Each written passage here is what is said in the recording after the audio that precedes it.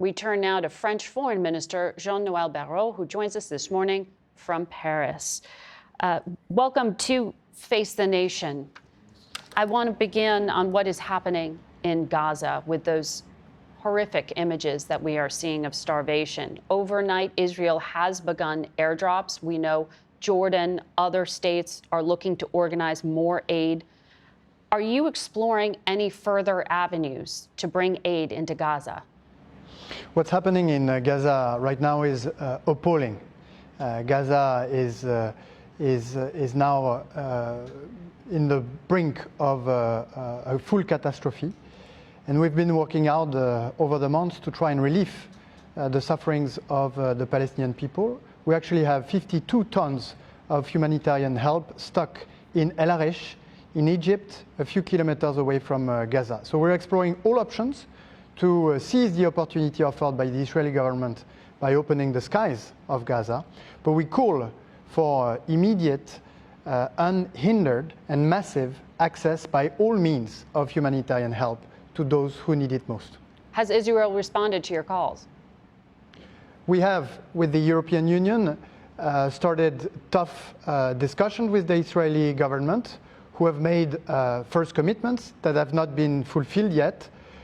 In the next few days, the European Commission will make clear what our expectations are. We expect the Israeli government to stop the operations of the Gaza Humanitarian Foundation that has caused bloodbath in humanitarian help distribution lines in Gaza. We expect them to pay the 2 billion euros they owe to the Palestinian Authority and to lift the financial blockage that is now preventing the Palestinian Authority to implement its most basic missions. We also expect the Israeli government to bring to a stop its latest settlement projects, the E1 projects, with 3,400 housing units that might split the West Bank in two pieces and prevent the emergence of a two-state solution. But what we call for is, of course, the immediate ceasefire, the liberation of all hostages of Hamas that needs to be disarmed, and the massive entry of humanitarian help in Gaza. You are headed to New York, to the United Nations, to help lead a summit to talk about a two-state solution. Your president announced France will formally recognize the state of Palestine at the UN in September. More than 100 countries recognize Palestine, but France is the first Western UN Security Council member to do so. And the United States opposes what you are saying. Secretary of State Rubio called it reckless. He says it serves Hamas propaganda, sets back peace, and considers it a slap in the face to the victims of October 7th. In your government's view, why is he wrong? So the reason why President Macron made this decision is that it was absolutely necessary to restart a political process, the two-state solution process, that is today threatened, more threatened than it has ever been. And the conference that will take place in New York tomorrow and Tuesday is a very significant milestone, because by recognizing or announcing the recognition of Palestine, France has been able, alongside Saudi Arabia, that will be co-chairing this conference with us, to collect very significant historic commitments by all stakeholders, including the Palestinian Authority president and Arab countries, in favor of the two-state solution and security guarantees for Israel. The two-state solution is very simple, and I think everyone can understand what we mean by that. The only way to bring peace and stability back in this region is to have two states, the state of Israel and the state of Palestine, living side by side in peace and in security. And what we're doing by bringing the Palestinian Authority leader to recognize 7th of October as a terrorist attack, by calling the Hamas for the disarmament of Hamas and the liberation of hostages, by committing to deep reform of the Palestinian Authority, and by committing to elections within 1 year, by bringing the Arab countries for the first time to condemn Hamas and call for its disarmament, we are creating or recreating the conditions for this political solution that, again, is the only path forward. And we are paving the way Minister Barrot, the President of the United States dismissed what President Macron said. The U.S. ambassador mocked it. Do you believe that your plans can succeed without U.S. support?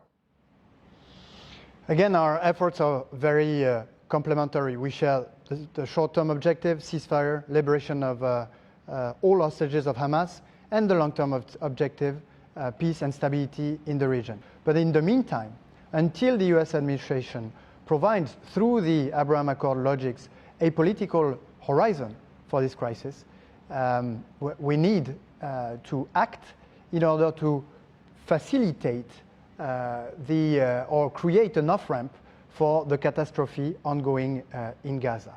In other terms, we will welcome and support future Abraham Accords, but in the meantime, inaction is not an option. I want to ask you briefly about an incident that has gained a lot of attention this past week involving some young French citizens who were removed from a flight from Spain. The airline claims they were kicked off for being disruptive. The Israeli government came out, though, and said the French students were removed because they're Jewish. Have you determined whether this was indeed an act of anti-Semitism? I have called the CEO of this company, who has to express our serious preoccupation.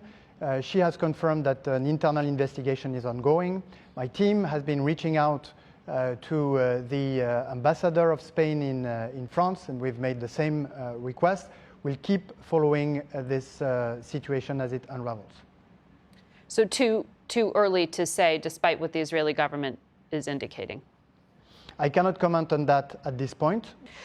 France has been very active diplomatically on a number of fronts. It was just 5 weeks ago when the United States and Israel bombed Iran. Since that time, France has talked to the Iranian government, along with other European powers, about what remains of Iran's nuclear program. How concerned are you that after these bombings, Iran may now covertly attempt to make a weapon and the world won't know? This is still a risk that we are facing. And alongside Germany and the UK, we have been very clear. Iran cannot have a nuclear weapon. And we've been, over the past few months, reaching out to the Iranian authority in close coordination with US authorities in order to express what our expectations are. 10 years ago, we reached a deal on the nuclear program that allowed for a significant rollback of Iranian nuclear capacity. Of course, things have changed till then, and since then, Iran has violated all commitments it had taken at the time of signing this agreement.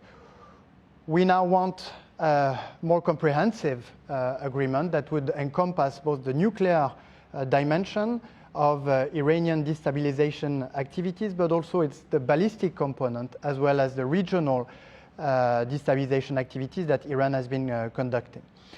Unless a new and robust and durable and verifiable agreement is reached by the end of the summer, France, Germany, and the UK will have no other choice but to reapply the global embargoes that were lifted 10 years ago when the nuclear agreement with Iran was signed, embargoes on weapons, on nuclear equipment, and on banking. So France is ready to snap back sanctions on Iran as soon as August. Are you asking Iran to speak directly to the United States in order to avoid that fate?